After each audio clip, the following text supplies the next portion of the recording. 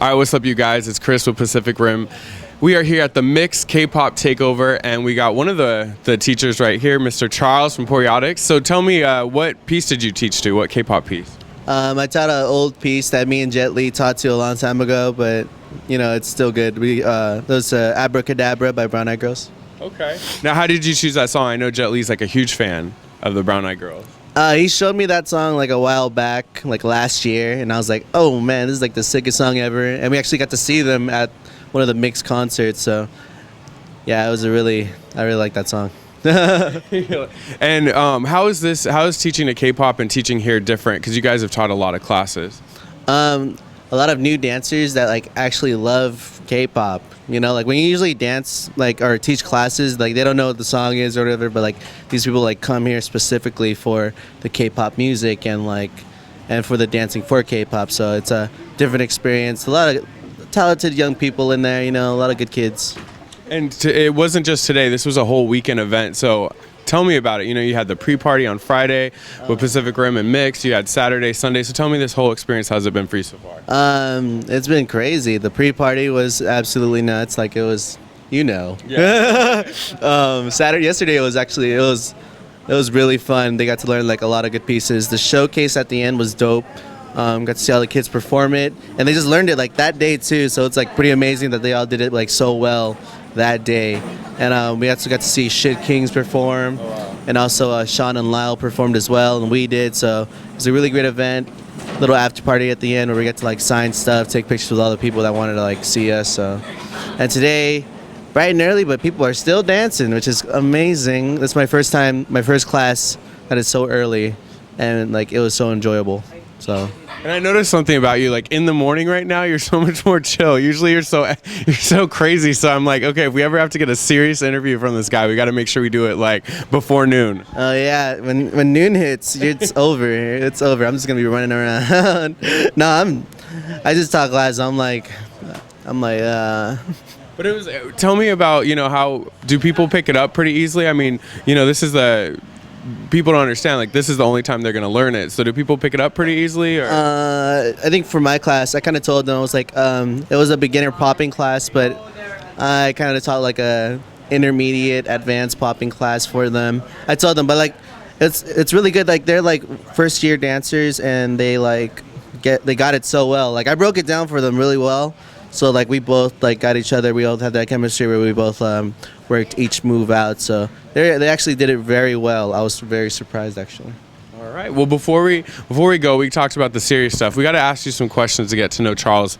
Charles better. We usually don't have you one-on-one. There's always like, you know, you always have like 5 people just chilling next to you. We got you solo finally. I know. All right. So you're crying. You're sad.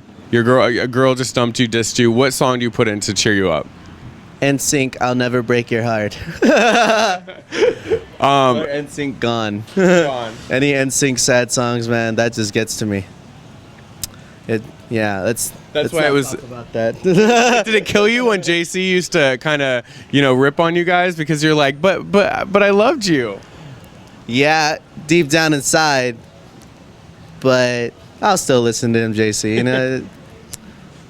It's the group, you know. It's the group that I really loved. All right, so you're driving and you're starving. Where do you get food? What fast food do you get, and what do you order there? I'm actually my New Year's resolution is a fast food diet where I can't eat any fast food. So if I starve or something, I look for like a 7-Eleven and I buy a sandwich. It's actually pretty good. Sandwich, a bag of chips, and a drink. That's like $3. Bam. It's actually that. I only eat fast food when I really, really have to. Like when I was in London, and I was jet lagged. I woke up at like 5 in the morning, so like nothing was open, no stores. So I had to walk to McDonald's, and I got a McMuffin and cheated. But that's when it's like my last chance. You know what I mean? Okay. What does a girl look-wise catch your eye? Like what about a girl you're like, dang, she has pretty. Man.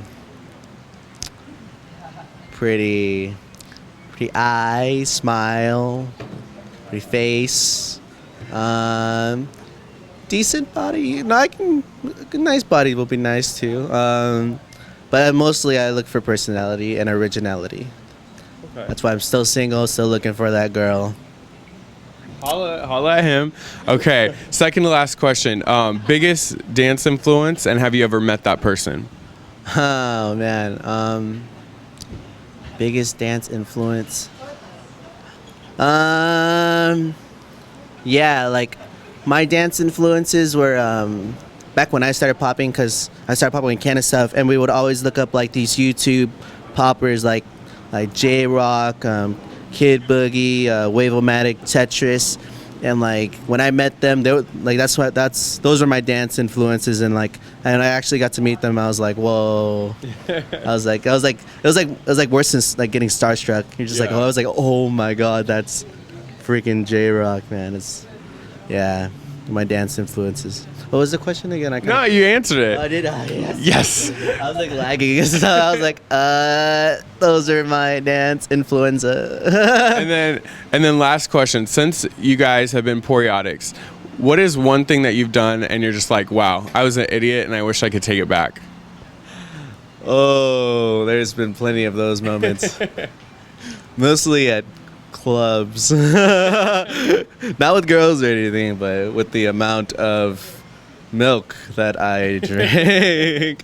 Yeah. Refreshments. I'm 21. You can't yell at me. But yeah, like that's probably one of the things that I would want to erase from because there's one time in New Orleans when